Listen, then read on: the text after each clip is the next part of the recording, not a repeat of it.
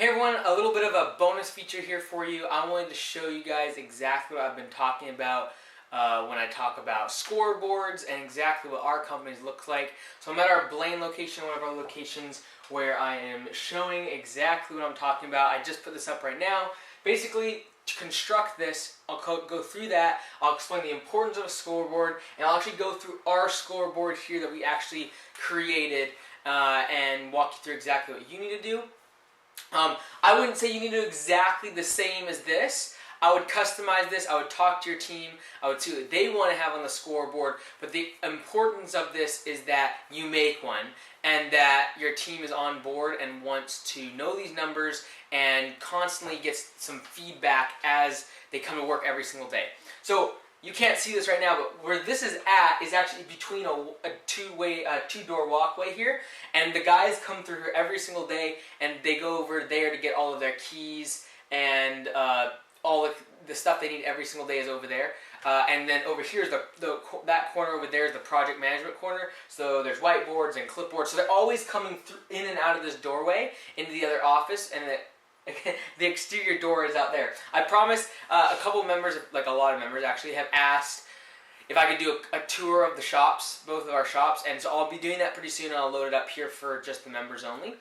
And so basically the importance of creating the scoreboard is extremely important. Like if there's one thing you could do to increase morale and the bottom line of your company with a couple $100, this would be it.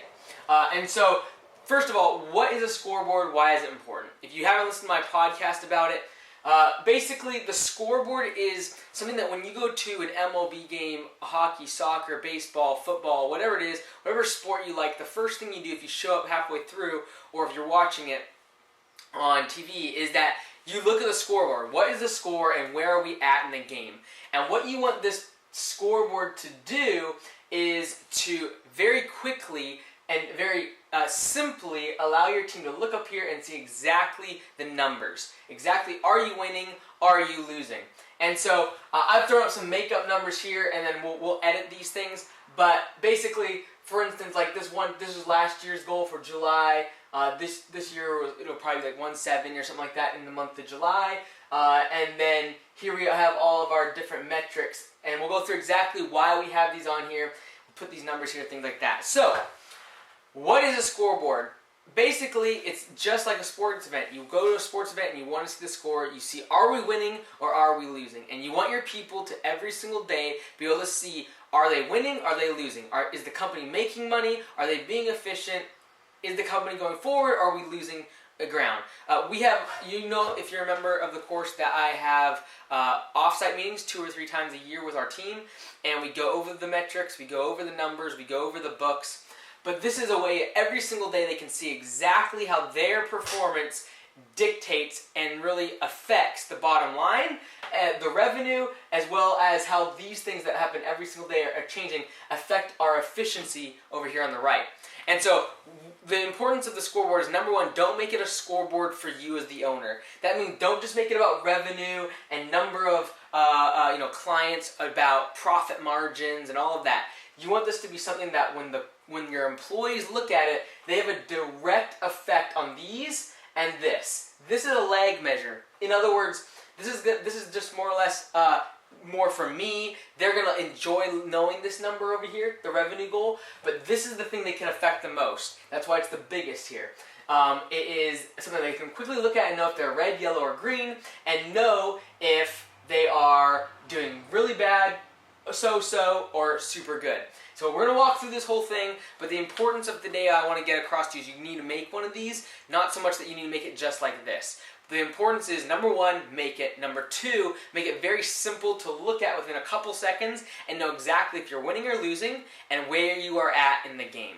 So whether you're winning or losing using this green, yellow, red method, or you are, and then you want to know where you're at in the game. Where are we at towards our revenue goal for the month?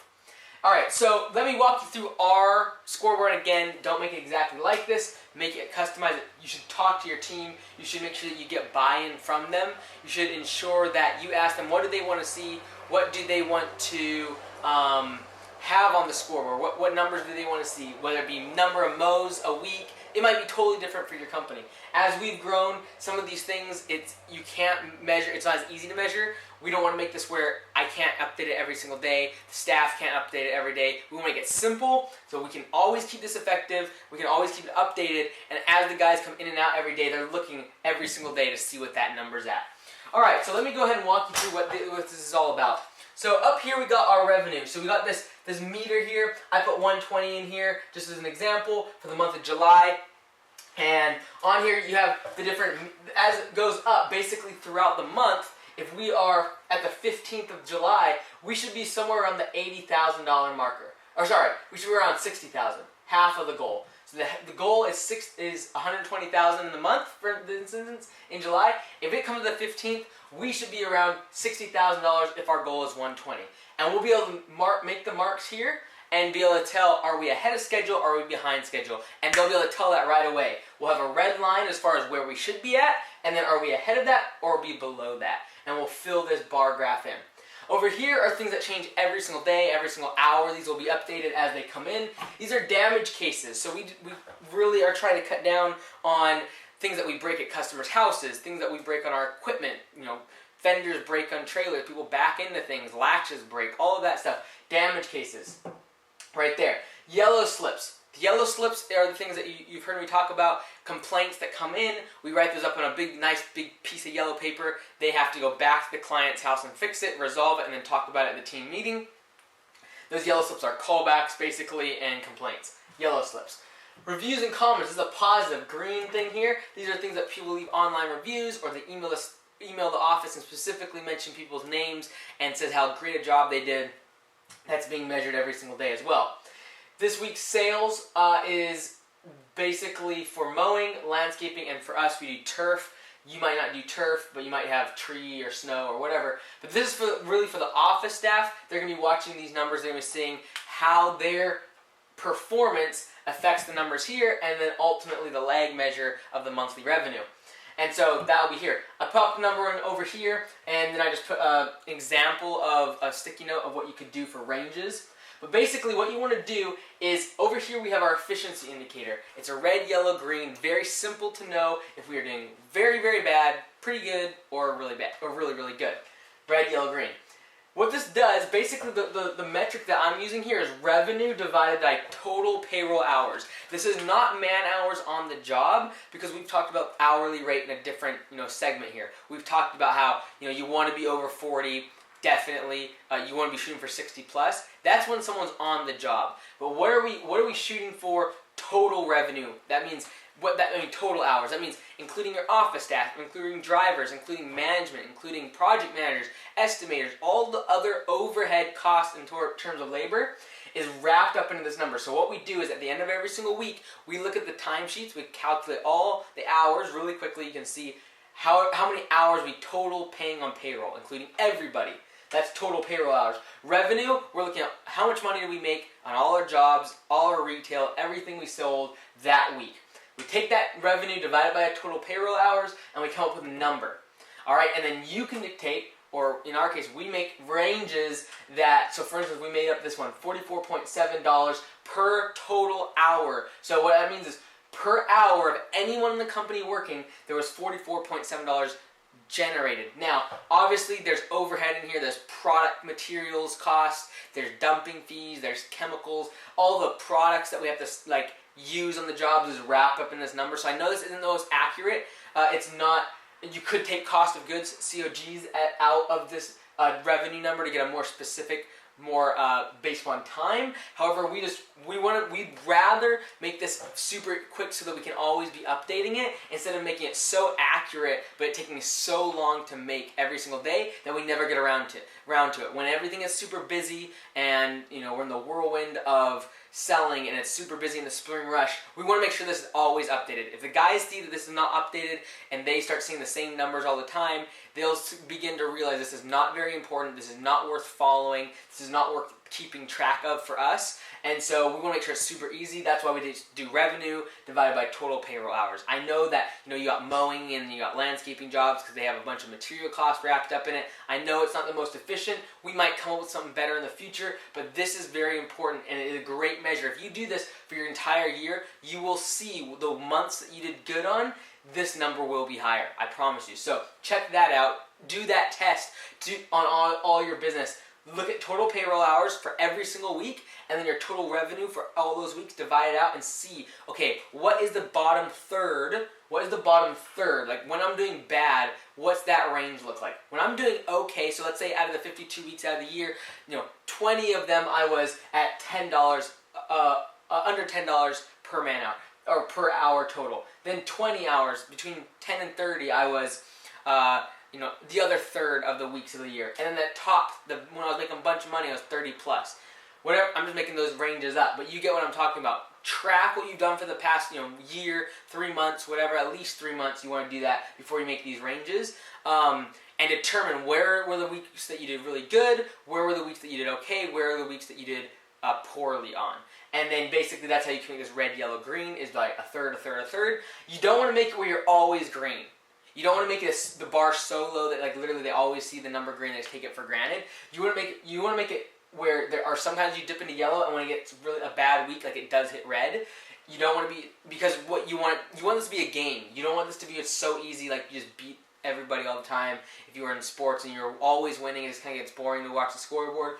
When things are close, that's people watch the scoreboard. So make sure your ranges are tight. Don't make them so loose that if you make $10 to $50, it's yellow, and if it's $50 to $1,000, it's green. And then like don't make your ranges so big. Keep them tight like this. Like for instance, we made this example: under $40 per hour is red, 40 to 50, very small range, is yellow, 50 plus is green.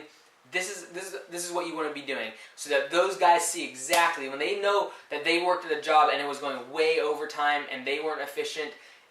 They will see in this indicator at the end of that week that number was affected, and it might have went from a green to a yellow or a yellow to a red because they didn't pick up, and you will find people will start getting to the jobs earlier. They'll make sure they cut out those gas breaks at the gas station for going to the bathroom and picking up food, and all of a sudden a gas station stop is 30 minutes. They'll start cutting that out all of a sudden because they know if they keep their hours going too long. That's why I don't just track the man hours on the job. I want them to know that everything, like you're paying them to drive and unload at the shop and all the other things. So making sure that you're tracking that according to this scoreboard is important, knowing that they have a direct impact on the bottom line of the business. And they will see that when this number is not green a lot, this number doesn't hit its target very much. And they will see if they have a lot of damage cases and a lot of yellow slips, and these numbers aren't high enough, this number gets affected. And if this number gets affected, this number gets affected. And they begin to start putting the dots of the pieces of the puzzle together, and that's what you want them doing. They're on the same page as you. You want them to be knowing exactly where you're at in the business. There's nothing better than knowing you're winning, and there's nothing worse than knowing you're losing.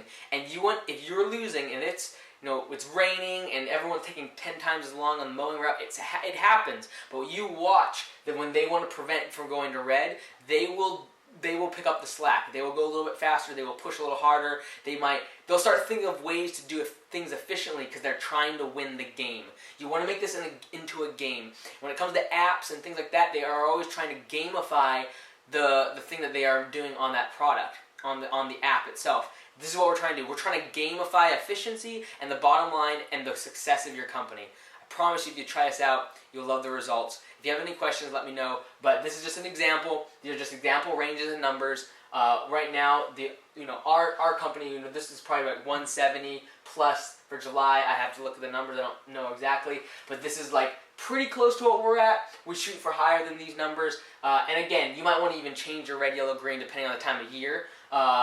So we're looking at that right now, kind of gauging that, because literally a green in the middle of March or April looks totally like might be a red in the middle of July, August, right? So just depending on weather and things like that. So keep an eye on that. Make sure those ranges are really specific by tracking it for a long period of time. I hope that helps, and let me know if you have questions.